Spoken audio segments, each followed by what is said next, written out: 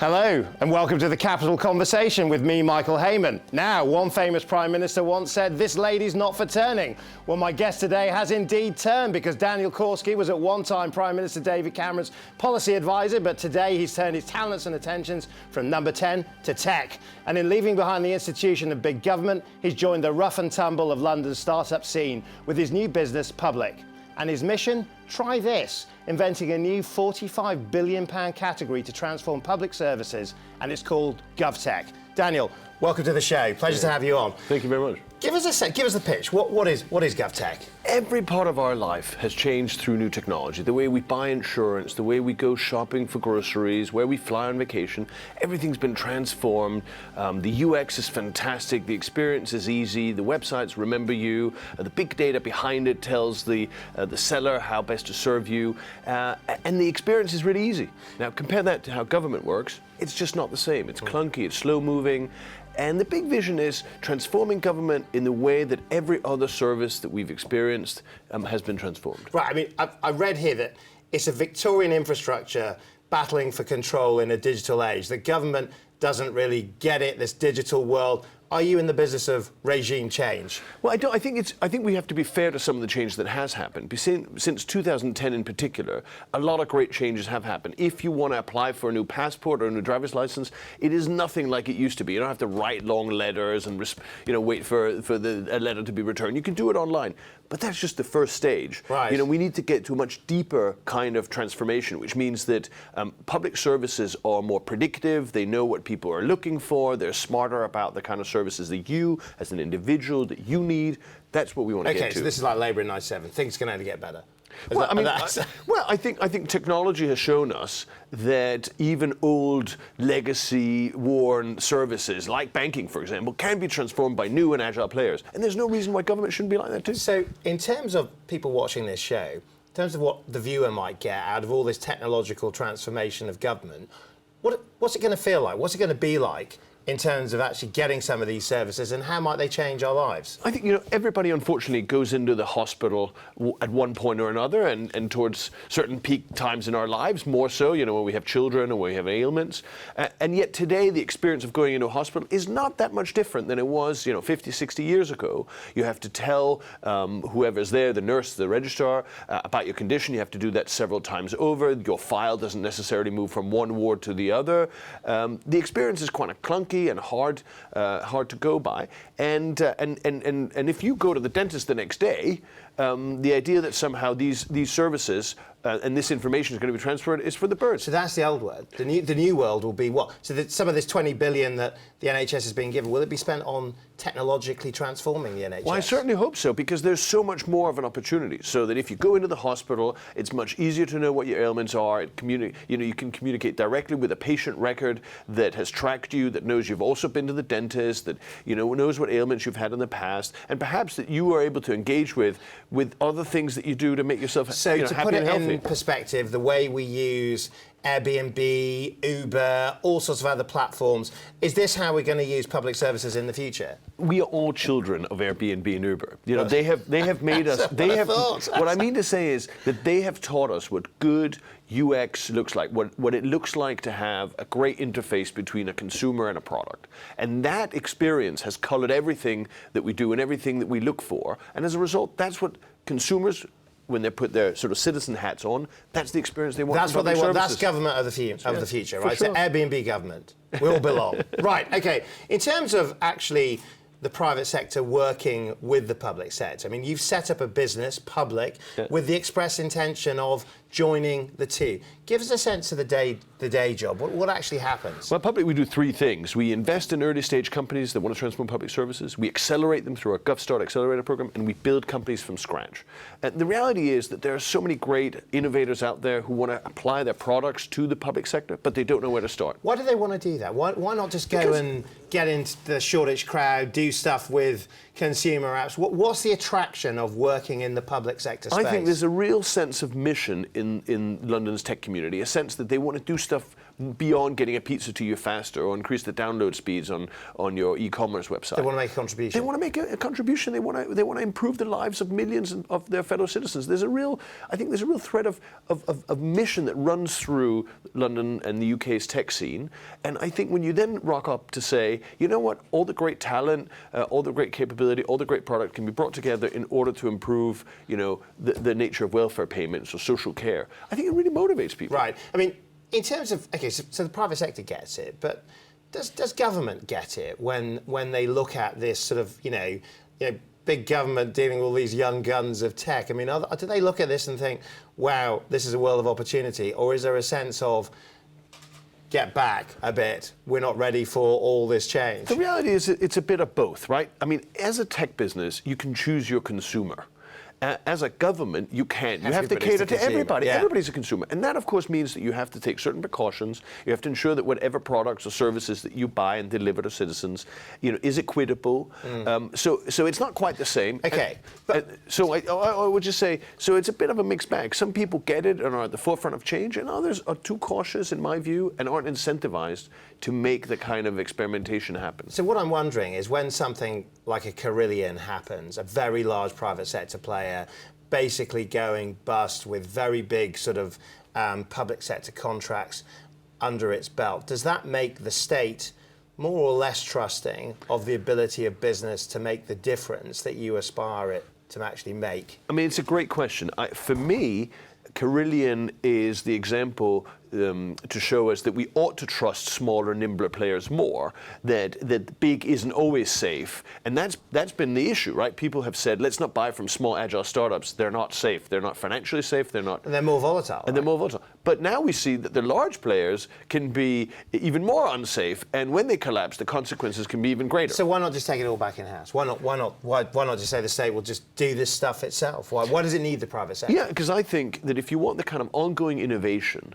that produces the best kind of online prescription app for your medicines or the best kind of social care, you need the kind of cut and thrust of the private sector.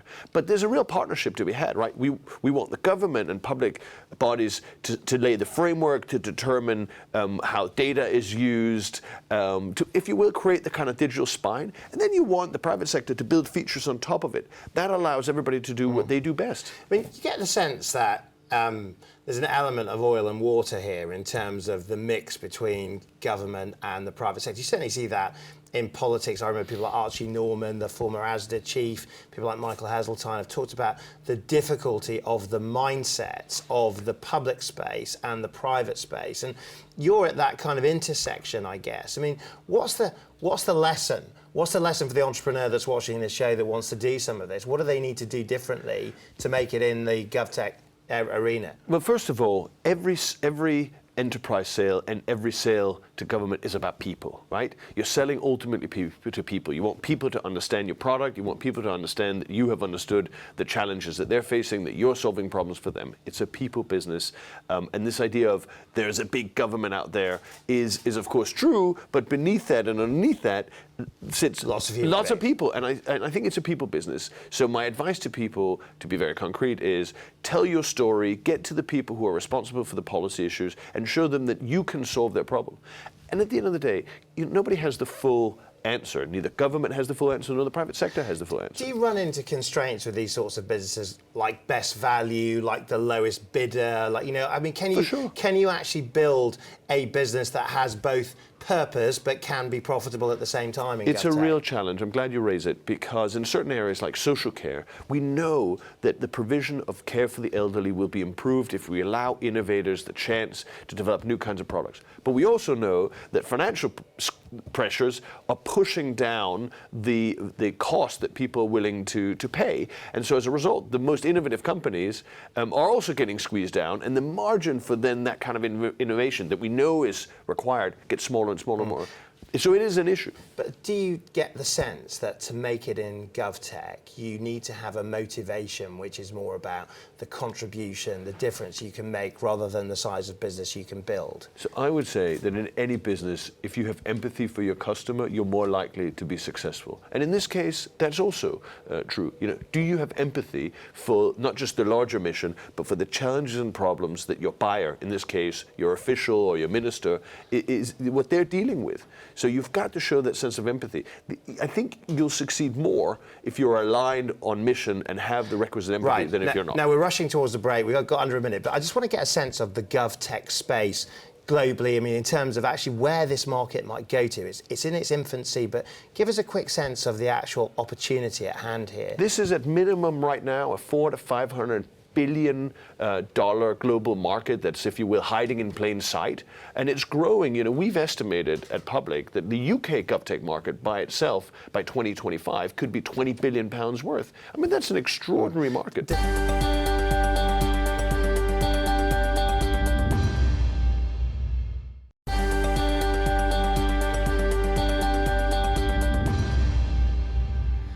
Welcome back. Now my guest today is Daniel Korski, founder of GovTech firm Public and former advisor to Prime Minister David Cameron. Now, Daniel, I want to take you to your time at Number 10.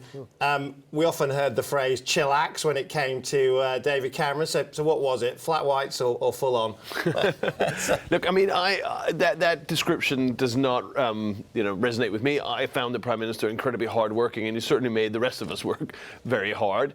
It's not to say we didn't drink a chai latte or two, but no, I mean, you're working in that building. Being given the privilege of walking up Downing Street and knocking on that door and getting in, it's an extraordinary privilege. And I think most people who work there go to work with, a determination to give it their absolutely all and best. And so does that lead to a certain type of energy in a place like Number 10 in terms of the sort of the people you get there, the sense of mission, the sense of drive? So every administration has its own sociology, and I was part of one administration, two if you count the coalition and the Tory-led government, and so I couldn't really speak to what's going on now, what went on before. But I think most people who rise to the top of the British government, are incredibly motivated, hardworking, hard-charging at times people. But I mean, you got up close to David Cameron. I mean, the history books are being written right now about him. How would you rate him? How's he going to go down in history as a PM? Well, look, I think that whatever else he did, he will be judged by two things. He would be judged by the early work he did in the coalition, by bringing the country together, by rescuing it from the economic abyss and telling a different story of what the UK could be in the future. And I think that's going to be the first pillar of his sort of legacy. And the second is going to be the referendum. And I think because we might reverse that story in terms it might start with Brexit and. Well, that'll be justification. Well, that'll be for historians. People don't forget the kind of calamitous situation the country faced in 2010. And my view is he will be remembered for these two things. Right. But on the second, it's just worth saying, if everything goes well, he will be seen as a man who gave the country a democratic choice.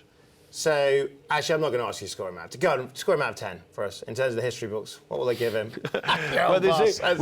They say you shouldn't score yourself. You probably shouldn't score your old boss. But I think history will judge him kindly. OK, right. Now, we're going to come back to Brexit. How could we not? But during your time, you were seen as tech obsessive. In fact, you were accused of being too pro-tech.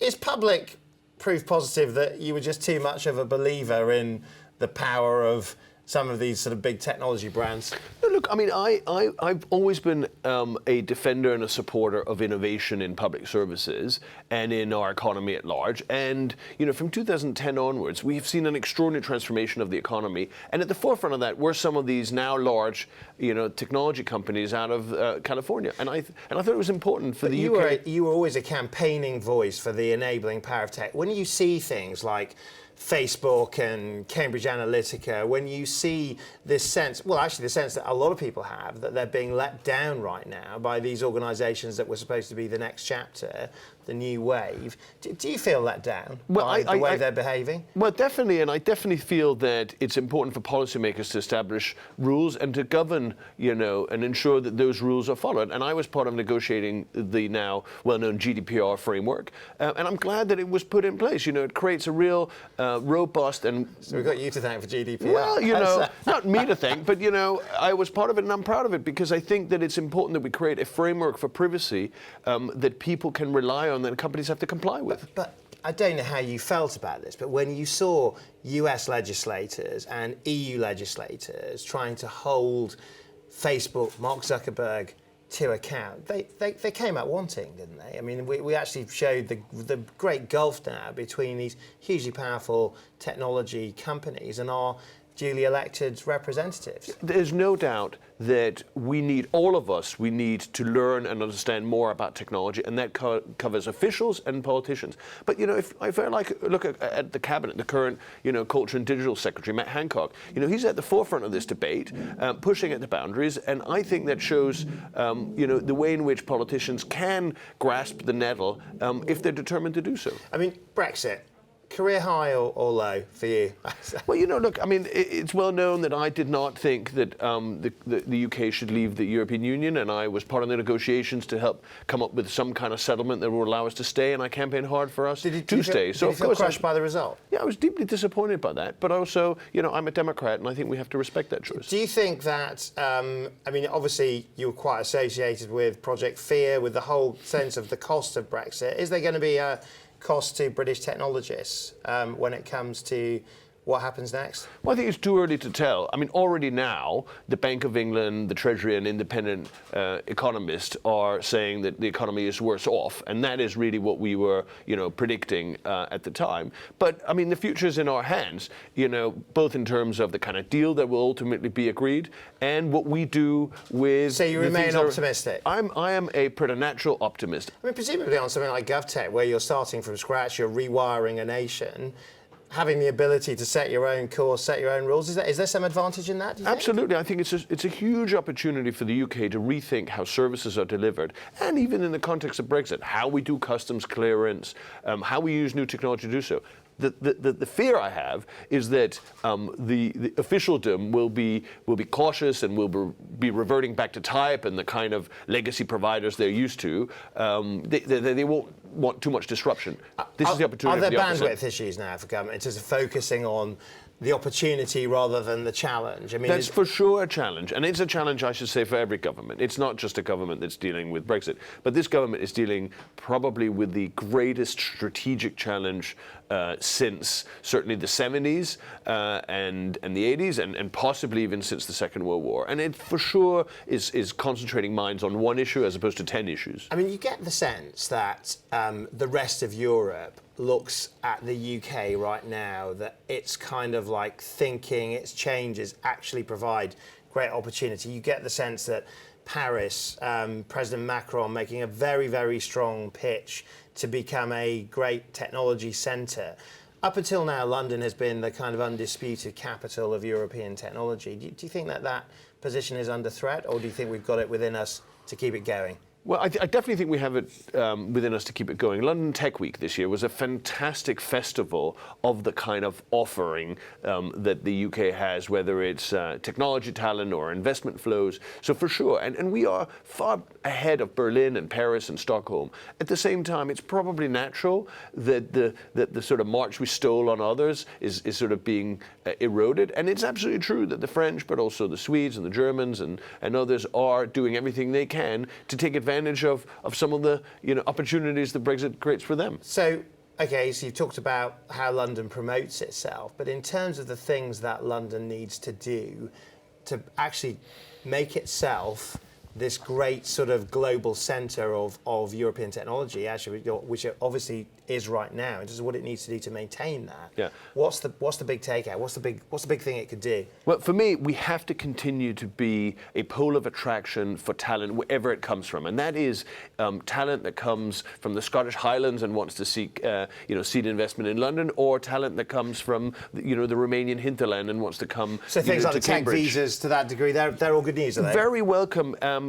we are never going to be able to continue to compete unless we are that kind of open nation, open to the best talent from around the world. And that's really what has made London so fantastic. It's what has made the tech community so fantastic. Right, now, I want to move on to your life. Your career has taken you from Bosnia to Baghdad, number 10 to tech. You've worked from peacekeeping to policy. Your whole life seems to be about reinvention and transformation. What's driving that in you? I mean, in terms of kind of what's propelling your life forward, so much change. I mean, what's that all about? Well, Søren Kierkegaard said, you live your life forward, you only understand it backwards. So as you do it, there's not necessarily kind of a sort of path ahead. But I think if I had to kind of look back and come up with some kind of narrative that ties it all together, I've always sought to be at the forefront of delivering new kind of services. I was in Iraq and I was trying to... Being shot at? Does that give you perspective? Well, it certainly means that when somebody does something bad to you subsequently, you think, well, at least I'm going to survive this encounter. I read that you said that I imagined Orlando Bloom would play me in the film about my life when you were in Sarajevo. Who'd play you now? Gosh, I guess unfortunately, well, Orlando Bloom would still be a good shot, but I gather he's a bit busy. But there is a sense of, romantic adventurism, if you like, about what's driving you. Does that make you ready for an industry like tech, I guess? Well, definitely fair. I like to go where other people are a bit sort of more fearful of treading. I like to seek out new challenges. And I think that serves you very well whether you're going to be an entrepreneur in government or you're going to be an entrepreneur outside of government. Right, I'm going to wave my magic wand. I'm going to make you Prime Minister. First of all, would you want that job? What would you do? And do you think, most importantly, you'd enjoy it? It's a bit like being England manager. Nobody would admit that they really want it, but secretly they're all sort of... Yeah, exactly. So now everybody's really keen. I think the UK has this extraordinary opportunity ahead of us. For sure, Brexit is going to be difficult and challenging, but if you look at all the kind of facets and assets that the UK has, we can build an extraordinary success story. And I think whoever is going to be Prime Minister has an extraordinary opportunity for the next many years ahead. Knowing what you now know, do you think the referendum was a mistake? Well, look, I mean, I think that it's important when you reach a stage where popular consent for a country's constitutional order or for treaty relationships or indeed relationship with a supranational body, has worn so thin. It's important, if you want to maintain, a democratic settlement, at some point to give people a say. And I think that was David Cameron's, quite clear conviction. Best of three. Best of three referendums. You've lost one. Do you want one back? Well, Quick answer. Obviously, I'd prefer that was a referendum we'd won. OK, the ever-optimistic Daniel Korski, thank you very much. And that's all we have time for this week. Now, thanks to Daniel, a Mandarin turned master of the universe in waiting. It's been a tale of our times, tech, Brexit, and you know what? A little bit about the future of us.